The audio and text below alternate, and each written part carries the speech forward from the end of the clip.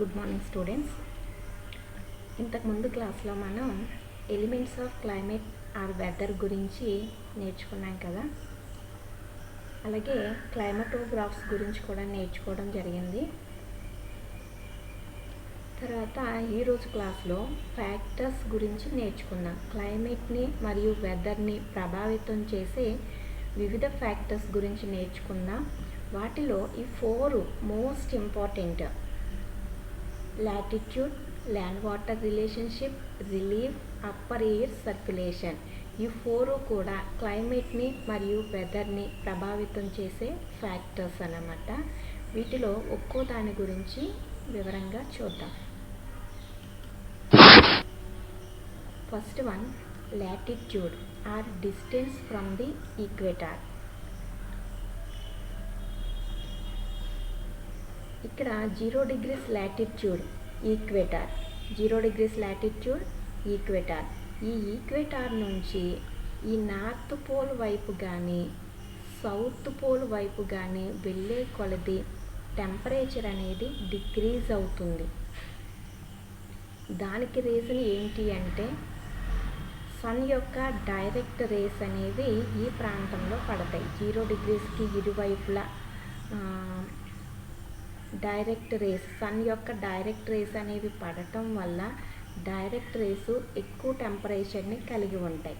ఫలితంగా ఈ ప్రాంతం ఎక్కువ ఉష్ణోగ్రతని కలిగి ఉంటుంది. ఇక్కడ నుంచి పోల్స్ వైపు వెళ్ళే కొద్దీ సూర్యకిరణాల వాలు పెరుగుతుంది. అంటే స్లాంటింగ్ రేస్ అనేవి పడతాయి అన్నమాట. స్లాంటింగ్ రేసు ఎక్కువ ప్రాంతాన్ని ఆక్యుపై చేస్తాయి, తక్కువ టెంపరేచర్ని కలిగిస్తాయి. అవే డైరెక్ట్ రేస్ అయితే తక్కువ ప్రాంతాన్ని ఆక్యుపై చేస్తాయి, ఎక్కువ టెంపరేచర్ని ఇస్తాయి. చూడండి, ఒక రోజులో మిట్ట మధ్యాహ్నం సమయంలో టెంపరేచర్ మీరు అబ్జర్వ్ చేయండి ఒకసారి. మిట్ట మధ్యాహ్నం సమయంలో చాలా ఎండలో నిలబడితే చాలా ఎక్కువ వేడిగా అనిపిస్తుంది. మన నడినెత్తి మీద చాలా వేడి అనిపిస్తుంది. సూర్యుడు కూడా మనకి నడినెత్తి మీద పైనే ఉన్నట్టుగా కనిపిస్తాడు. వాటిని డైరెక్ట్ రేస్ అనొచ్చు. అవి ఎంత వేడినిస్తాయో ఇక్కడ డైరెక్ట్ రేసు ఆ విధంగా చాలా ఎక్కువ వేడిని కలుగజేస్తాయి. అవే స్లాంటింగ్ రేస్ అంటే సాయంత్రం సమయంలో మనం ఎండలో నిలబడితే అంత వేడిగా అనిపించదు కదా. అలాగే సూర్యుడు కూడా మన నడినెత్తి మీద ఉండడు, పక్కన వాలుగా ఉండటం అనేది జరుగుతుంది. అలాగే మన నీడ కూడా చాలా పొడవుగా పడుతుంది. అంటే సూర్యకిరణాల వాలు ఎక్కువగా ఉంటే మన నీడ కూడా అంత పొడవుగా పడుతుందన్నమాట.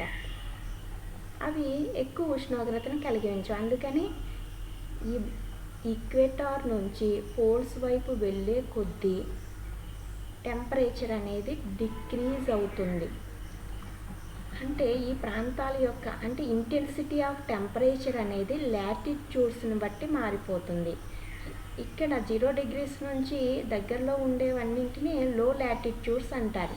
ఈ లో లాటిట్యూడ్స్ నుంచి పోల్స్ వైపు వెళ్ళే కొద్దీ ఉన్న లాటిట్యూడ్స్ని హై లాటిట్యూడ్స్ అని అంటారు. అంటే లో లాటిట్యూడ్స్ నుంచి హై లాటిట్యూడ్స్కి వెళ్ళే కొద్దీ టెంపరేచరు డిక్రీజ్ అవుతుంది. ఎర్త్ రిసీవ్ చేసుకునే టెంపరేచర్ని బట్టి ఎర్త్ని 3 జోన్స్ కింద డివైడ్ చేశారు. చూడండి, టారిడ్ జోన్, ఈక్వేటార్కి ఇరువైపులా స్ప్రెడ్ అయి ఉన్న ప్రాంతాన్ని మొత్తాన్ని టారిడ్ జోన్గా పేర్కొనడం జరుగుతుంది. నెక్స్ట్, పోల్స్కి దగ్గరగా ఉండే ప్రాంతాన్ని ఫ్రీజ్డ్ జోన్ అని కానీ పోలార్ జోన్ అని కానీ పిలుస్తారు. Freezed zone. నెక్స్ట్, ఇక్కడ టారిడ్ జోన్లో ఎక్స్ట్రీమ్ టెంపరేచర్స్ అనేవి ఉంటాయి. పోలార్ జోన్లోనేమో ఎక్స్ట్రీమ్ కోల్డ్నెస్ అనేది ఉంటుంది.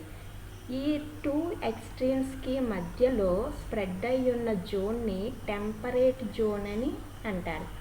అంటే ఇక్కడ మరీ అంత ఎక్కువ ఉష్ణోగ్రత కానీ చాలా తక్కువ ఉష్ణోగ్రత ఆ విధంగా కాకుండా ఈక్వబుల్ టెంపరేచర్స్ అనేవి ఇక్కడ ఉంటాయన్నమాట. అందుకనే దీన్ని తెలుగులో సమశీతోష్ణ మండలం అని పిలుస్తారు. అంటే ఉష్ణము శీతలము కూడా సమముగా ఉండే ప్రాంతం అన్నమాట. అదే ఇంగ్లీష్లో టెంపరేట్ జోన్. అర్థమైందా? ఇంకా క్లియర్గా ఇక్కడ చూడండి. ట్రాపిక్ ఆఫ్ క్యాప్రికార్న్ నుంచి ట్రాపిక్ ఆఫ్ క్యాన్సర్ వరకు ట్రాపికల్ జోన్, అంటే ఎక్కువ ఉష్ణోగ్రత కలిగిన ప్రాంతం tropical zone. Tropic of Cancer నుంచి ఆర్కిటిక్ సర్కిల్ వరకు, ట్రాపిక్ ఆఫ్ క్యాప్రికార్న్ నుంచి అంటార్కిటిక్ సర్కిల్ వరకు temperate zone. Next Arctic circle నుంచి నార్త్ పోల్ వరకు మరియు అంటార్కిటిక్ సర్కిల్ నుంచి సౌత్ పోల్ వరకు పోలార్ జోన్. ఈ విధంగా ఎర్త్ని టెంపరేచర్ని బట్టి 3 జోన్స్ కింద డివైడ్ చేశారు. క్లియర్గా చూడండి ఈ జోన్స్ అనేది. నెక్స్ట్ మన ఇండియా 0 డిగ్రీస్కి పైన ఉంది, అంటే నార్దర్న్ హెమిస్ఫియర్లో ఉంది. కానీ ఎన్ని డిగ్రీస్ మధ్య లొకేట్ అయ్యి ఉంది, ఏ లాటిట్యూడ్స్ మధ్య లొకేట్ అయ్యి ఉంది అంటే మనం ఫస్ట్ లెసన్లో నేర్చుకున్నాం. 8 degrees 4 minutes, అంటే ఈక్వేటార్కి పైన 8 degrees 4 minutes నుంచి, అంటే ట్రాపికల్ జోన్లోనే కదా, 4 minutes నుంచి 37 degrees 6 minutes, 37 degrees 6 minutes వరకు ఇండియా లాటిట్యూడ్స్ పరంగా స్ప్రెడ్ అయ్యి ఉంది కదా. అది గుర్తుపెట్టుకొని నెక్స్ట్ మ్యాప్లో గమనించండి. చూడండి, ఈక్వేటార్కి పైన ఉంది, 37 degrees వరకు ఉంది, అంటే ఈక్వేటార్కి దగ్గరగా ఉంది కాబట్టి టారిడ్ జోన్. ఇక్కడ 23.5 degrees నార్త్ లాటిట్యూడ్ని ఏమంటారు, ట్రాపిక్ ఆఫ్ క్యాన్సర్. మనం ఇంతకుముందు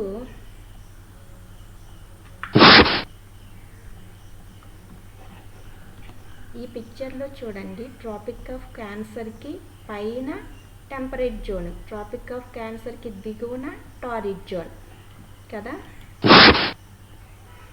ఇంతకీ ఈ ట్రాపిక్ ఆఫ్ క్యాన్సర్ అనేది భారతదేశం మధ్యగా వెళుతుంది. ఈ లాటిట్యూడ్ భారతదేశానికి మధ్యగా వెళుతుంది. ఒక్కోసారి జనరల్ బిట్ పరంగా కానీ లేదా ఫస్ట్ లెసన్ పరంగా ఈ ట్రాపిక్ ఆఫ్ క్యాన్సర్ ఏ స్టేట్స్ గుండా వెళ్తుంది అనేది కూడా మనకి ఇంపార్టెంట్. అది ఒక్కసారి ఇక్కడ చూడండి. ఈ tropic of Cancer first Gujarat, next Rajasthan, Madhya Pradesh, Chhattisgarh, Jharkhand, West Bengal, next Tripura, Mizoram, మొత్తం 8 స్టేట్స్ గుండా వెళ్తుంది. ఏ అవుట్లైన్ షేపు, ఏ స్టేట్ అనేది ఐడెంటిఫై చేయడం మీకు రావాలి, నేర్చుకోండి. ట్రాపిక్ ఆఫ్ క్యాన్సర్ భారతదేశంలో 8 స్టేట్స్ గుండా వెళ్తుంది. ఆ 8 స్టేట్స్ ఏంటనేది ఇప్పుడే చెప్పాను కదా, బాగా గుర్తుపెట్టుకోండి.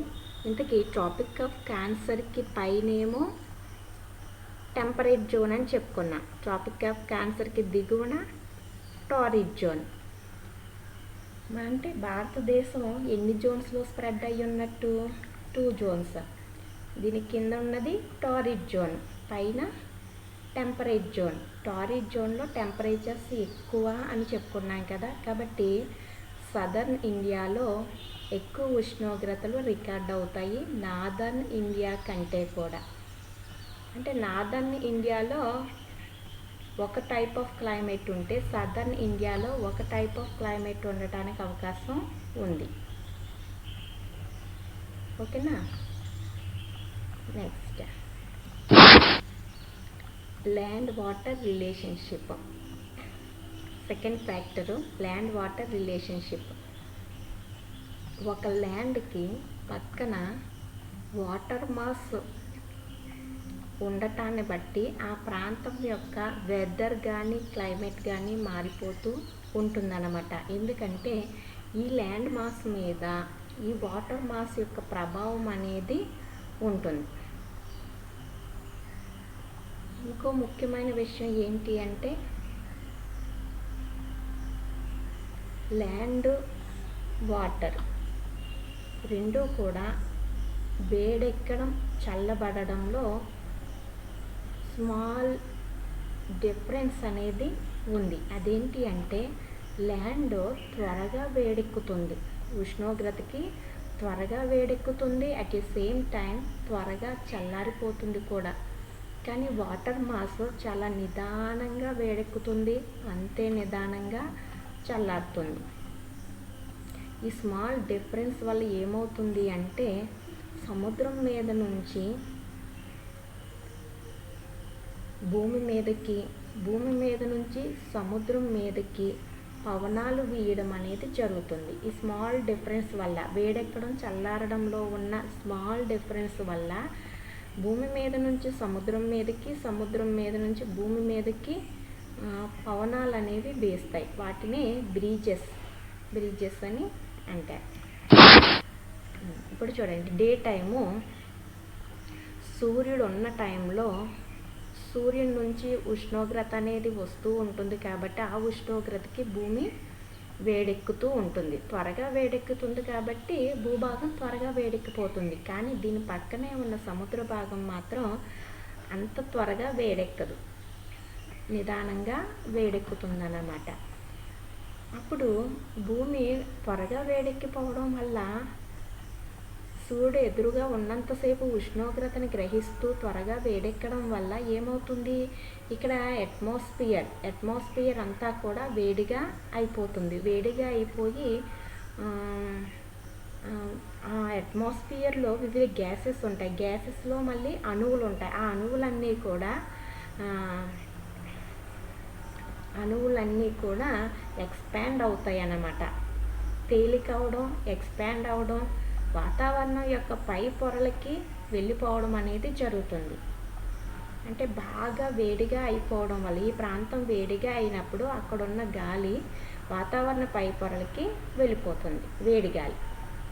అప్పుడు కింద ప్లేస్ ఖాళీ అవుతుంది. అప్పుడు ఇక్కడ ఏర్పడిన ప్రెజర్ని లో ప్రెజర్ అని అంటారు. అప్పుడు ఏమవుతుంది అంటే సముద్రం మీద నుంచి కూల్ బ్రీజెస్ అనేవి భూభాగం మీదకి వేస్తాయి అన్నమాట. ఒక విషయం ఎప్పుడూ గుర్తుపెట్టుకోవాలి, గాలి ఎప్పుడూ కూడా అంటే వింగ్స్ ఎప్పుడూ కూడా లో ప్రెజర్ వైపు వేస్తాయి, హై ప్రెజర్ నుంచి లో ప్రెజర్ వైపు వేస్తాయి అన్నమాట. ఎక్కువ ఉష్ణోగ్రత ఉన్న ప్లేస్లో ఏర్పడేది లో ప్రెజర్. అక్కడికి సముద్రం మీద నుంచి చల్లటి గాలి అంటే అది హై ప్రెజర్ అన్నమాట. చల్లగా ఉంటే హై ప్రెజర్. సముద్రం మీద నుంచి చల్లటి పవనాలు వేస్తాయి.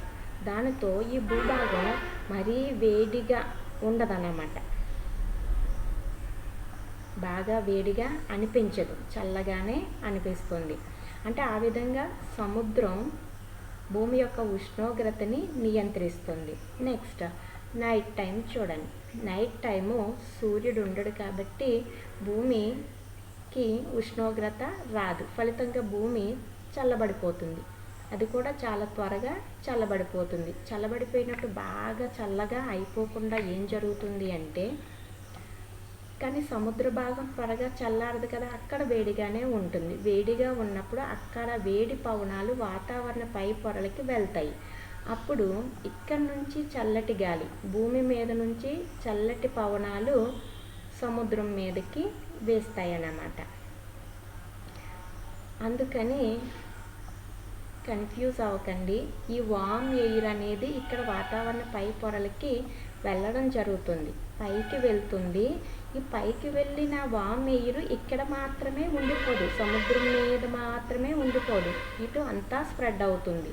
ఫలితంగా ఈ భూభాగం మీద కూడా వేడిని కలిగిస్తుంది అన్నమాట. ఇక్కడ నుంచి చల్లటి గాలి ఇక్కడికి వెళ్తే ఇక్కడ నుంచి వేడి గాలి భూభాగం మీదకి వస్తుంది. అందుకని భూభాగం మరీ చల్లగా అయిపోదు. డే టైం కానీ నైట్ టైం కానీ మరీ ఎక్కువ వేడి మరీ ఎక్కువ చల్లగాని ఇక్కడ ఉండదు. దానికి కారణం ఏంటి అంటే సముద్రానికి దగ్గరలో ఉండే భూభాగం మీద సముద్ర ప్రభావం ఉంటుందన్నమాట. దానినే మోడరేట్ క్లైమేట్ అని అంటారు. మోడరేట్ క్లైమేట్ లేదా ఈక్వబుల్ క్లైమేట్ అని కూడా అంటారు. ఈక్వబుల్ క్లైమేట్. ఇటువంటి ప్రాంతాల్లో డే అండ్ నైట్ ఉష్ణోగ్రతల్లో పెద్దగా వ్యత్యాసం ఉండదు. అలాగే సమ్మర్ అండ్ వింటర్ సీజన్స్లో ఉష్ణోగ్రతలకు కూడా అంతగా వ్యత్యాసం ఏమీ ఉండదు. సంవత్సరం పొడవునా ఒకే మాదిరి ఉష్ణోగ్రతలు స్వల్ప వ్యత్యాసంతో ఇక్కడ రికార్డ్ అవ్వడం అనేది జరుగుతుందన్నమాట. ఈ విధంగా సముద్రానికి దగ్గరలో ఉన్న భూభాగం మీద సముద్ర ప్రభావం వల్ల మోడరేట్ క్లైమేట్ని కలిగి ఉంటాయి. నెక్స్ట్, మరి మన భారతదేశానికి 3 సైడ్స్ సీస్ అనేవి ఉన్నాయి కదా. ఈ సీస్కి దగ్గరలో ఉన్న ప్రాంతాన్ని మనం కోస్టల్ ఏరియా అన్నాం. ఈ కోస్టల్ ఏరియాస్ మీద సముద్ర ప్రభావం అనేది ఉంటుంది. అందుకని ఈ కోస్టల్ ఏరియాస్లో ఈక్వబుల్ క్లైమేట్ అనేది ఉంటుంది. వేసవకాలం బాగా వేడిగా ఉండటం, అలాగే వింటర్ సీజన్లో బాగా చల్లగా ఉండటం అనేది ఇక్కడ ఉండదు. సంవత్సరం పొడవునా ఇంచుమించు ఒకే టైప్ ఆఫ్ టెంపరేచర్స్ అనేవి ఇక్కడ రికార్డ్ అవుతాయి అన్నమాట కోస్టల్ ఏరియాస్లో. ఏ కారణంగా? కోస్టల్ ఏరియాస్కి దగ్గరలో ఏముంటాయి? సముద్రాలు ఉండటం కారణంగా, సముద్ర ప్రభావం వల్ల ఇక్కడ ఉష్ణోగ్రతలు అనేవి నియంత్రణలో ఉంటాయి.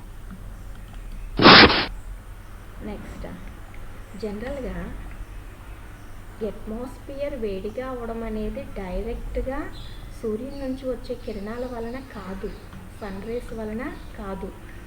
ఫస్ట్ భూమి వేడెక్కుతుంది. భూమి వేడెక్కిన తర్వాత ఉష్ణోగ్రతని రిఫ్లెక్ట్ చేస్తుందన్నమాట. రిఫ్లెక్ట్ చేసినప్పుడు ఆ రిఫ్లెక్షన్ కారణంగా వాతావరణం వేడెక్కుతుంది. కానీ అయితే ఆ రిఫ్లెక్షన్ చేయడం అనేది భూమి యొక్క సర్ఫేస్ నేచర్ని బట్టి ఆధారపడి ఉంటుంది. కొన్ని ఎర్త్ సర్ఫేసెస్ ఈ విధంగా వెజిటేషన్తో కవర్ అయి ఉన్నాయి అనుకోండి, ఎక్కువ వృక్షాలతో కవర్ అయి ఉంటే ఈ కింది ప్రాంతం డార్క్గా ఉంటుంది, అంటే చీకటిగా ఉంటుంది. ఇటువంటి ఎక్కువ వృక్షాలున్న ప్రాంతాలు గుడ్ అబ్జర్బర్స్గా పనిచేస్తాయి అన్నమాట. అంటే సూర్యరశ్మిని గ్రహిస్తూ ఉంటాయి, గుడ్ అబ్జర్బర్స్గా ఉంటాయి. Darker areas are vegetated areas good అబ్జర్బర్స్గా పనిచేస్తాయి అన్నమాట. నెక్స్ట్, ఈ విధంగా స్నో కవర్డ్ ఏరియాస్ అనుకోండి, మనం సూర్యరశ్మికి ఎదురుగా మిర్రర్ పెడితే సన్ రేస్ రిఫ్లెక్ట్ అవుతాయి కదా. అదే మాదిరిగా ఇటువంటి స్నో కవర్డ్ ఏరియాస్లో సూర్యరశ్మి రిఫ్లెక్ట్ అవుతుందన్నమాట. అంటే ఇవి గుడ్ రిఫ్లెక్టర్స్గా, ఇటువంటి ఏరియాస్ గుడ్ రిఫ్లెక్టర్స్గా పనిచేస్తాయి. వెజిటేటెడ్ ఏరియాస్ ఏమో గుడ్ అబ్జర్బర్స్గా ఎక్కువ గ్రహిస్తాయి, ఇవేమో రిఫ్లెక్ట్ చేస్తాయి అన్నమాట. సన్ రైస్ని రిఫ్లెక్ట్ చేయడానికి ఉపయోగపడతాయి. అంటే సర్ఫేస్ యొక్క నేచర్ని బట్టి అబ్జర్వ్ అవ్వడం కానీ రిఫ్లెక్ట్ అవ్వడం కానీ అనేది డిపెండ్ అయ్యి ఉంటుంది. ఇవి 1 మార్క్ బిట్స్లో మోస్ట్ ఇంపార్టెంట్. గుడ్ అబ్జర్బర్స్ ఏంటి అంటే వెజిటేటెడ్ ఏరియాస్, అలాగే గుడ్ రిఫ్లెక్టెడ్ ఏరియాస్ ఏంటి అంటే snow or ice covered areas అన్నమాట. Next, third factor relief. Relief means nothing but altitude, ఎత్తు అన్నమాట. ఒక ప్రాంతపు యొక్క ఎత్తును బట్టి ఉష్ణోగ్రత మారిపోతూ ఉంటుంది. ప్లెయిన్ ఏరియాస్లో కంటే ఎత్తైన ప్రాంతాలలో తక్కువ ఉష్ణోగ్రత అనేది రికార్డ్ అవుతుంది. దానికి రీజన్ ఏంటి అంటే ఎత్తు పెరిగే కొలది, అంటే హైట్కి వెళ్ళే కొలది కూడా టెంపరేచరు డిక్రీజ్ అవుతుంది. ఎవ్రీ 1000 మీటర్స్ హైట్కి 6.4 డిగ్రీ సెల్సియస్ చొప్పున ఉష్ణోగ్రత అనేది తగ్గుతుంది. ఫలితంగా హైట్ పెరిగే కొద్దీ కూడా టెంపరేచర్ డిక్రీజ్ అవుతుంది. అందుకనే బాగా ఎత్తైన ప్రాంతాల్లో మరీ తక్కువ టెంపరేచర్ రికార్డ్ అవడం కారణంగా ఆ ప్రాంతాల్లో ఈ విధంగా మంచు అనేది ఫామ్ అవుతుందన్నమాట. కాబట్టి ఒక ఏరియా హిల్లీ ఏరియాస్లో ఉంటే, అంటే ఎత్తైన ప్రాంతంలో ఉన్నది అనుకోండి, ఆ ప్రాంతంలో టెంపరేచర్స్ తక్కువగా ఉంటాయి. ఎక్కడికంటే ప్లెయిన్ ఏరియాస్లో కంటే ఎత్తైన ప్రాంతాలలో టెంపరేచర్స్ తక్కువగా ఉంటాయి. ఈవెన్ కోస్టల్ ఏరియాస్లో కంటే కూడా హిల్లీ ఏరియాస్లో టెంపరేచర్స్ తక్కువగా ఉంటాయి. అంటే పీక్ సమ్మర్ సీజన్లో కూడా, బాగా వేసవికాలం సమయంలో కూడా ఇక్కడ చాలా చల్లగానే ఉంటుంది. కొండ ప్రాంతాల్లో చాలా చల్లగానే ఉంటుంది. ఇక మన భారతదేశంలో హిల్లీ ఏరియాస్కి బాగా ఫేమస్ చూడండి, ముస్సోరీ, రాణిఖేట్, నైనిటాల్, నెక్స్ట్ షిమ్లా. ఇవి హిమాలయాస్లో ఉన్న హిల్ స్టేషన్స్ అన్నమాట, వేసవి విడిది ప్రాంతాలు. అలాగే సౌత్ ఇండియాలో చూడండి, మనం ఎక్కువగా పలుకుతూ ఉంటాం ఊటీ, కొడైకెనాల్. ఇవి ముఖ్యమైన హిల్ స్టేషన్స్.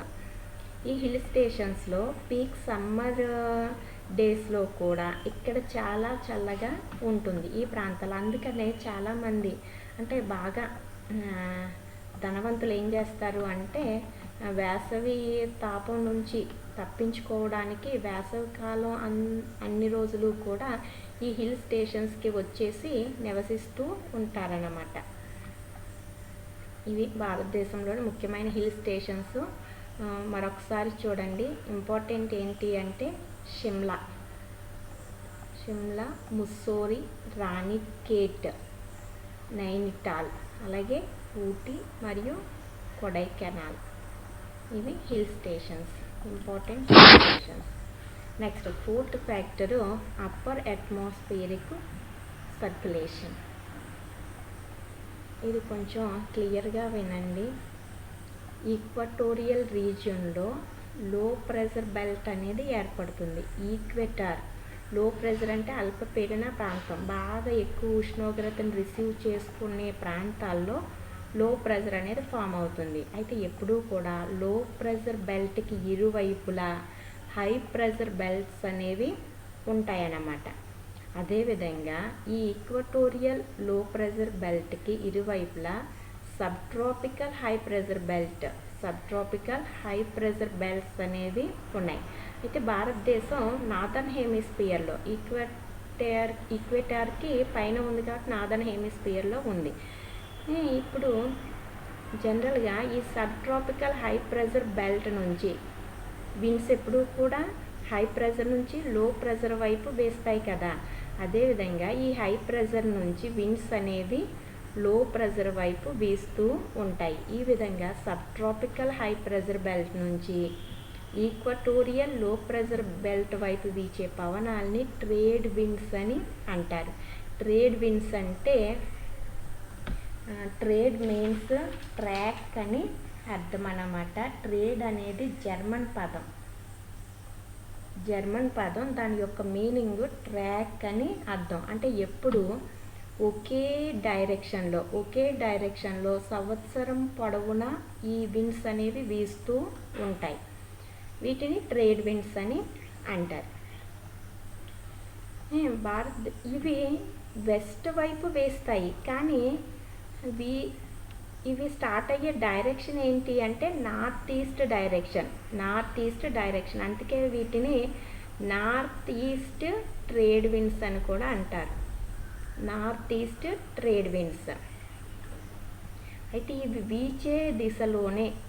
ఇవి వీచే మార్గంలోనే మన భారతదేశం ఉందన్నమాట. అంటే భారతదేశం మీద నుంచి ఈ విండ్స్ అనేవి వేస్తాయి, ఈ ట్రేడ్ విండ్స్ అనేవి వేస్తాయి. ఫలితంగా ఈ విండ్స్ కారణంగా భారతదేశంలో కొంత రెయిన్ఫాల్ అనేది సంభవిస్తుంది. అర్థమైందా? నెక్స్ట్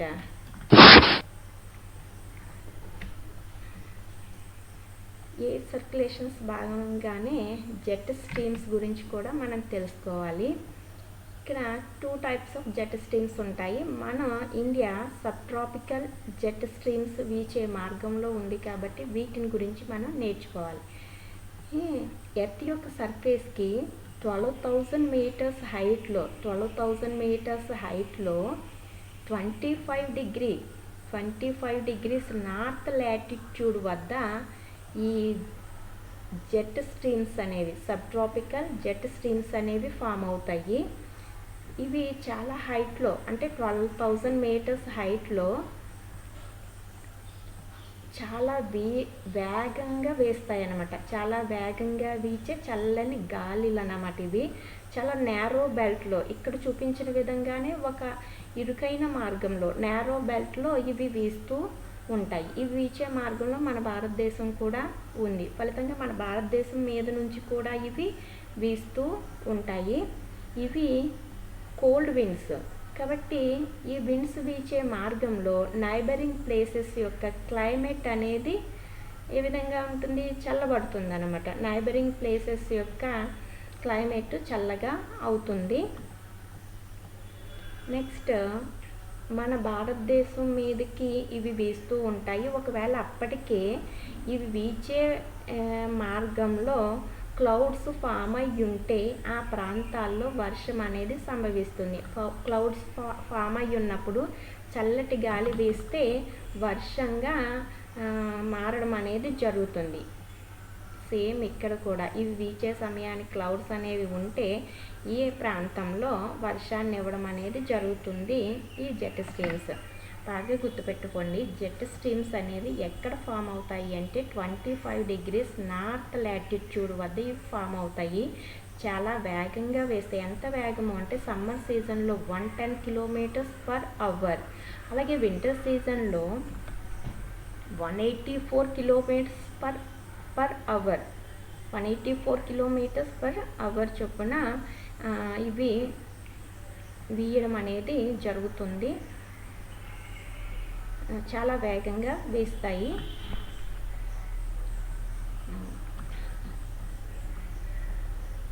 జెట్ స్ట్రీమ్స్ ఎన్ని డిగ్రీల లాటిట్యూడ్ వద్ద ఫామ్ అవుతాయి, ఎంత హైట్లో ఇవి వీస్తూ ఉంటాయి అనేది మనకి బిట్స్ పరంగా మోస్ట్ ఇంపార్టెంట్ గుర్తుపెట్టుకోండి.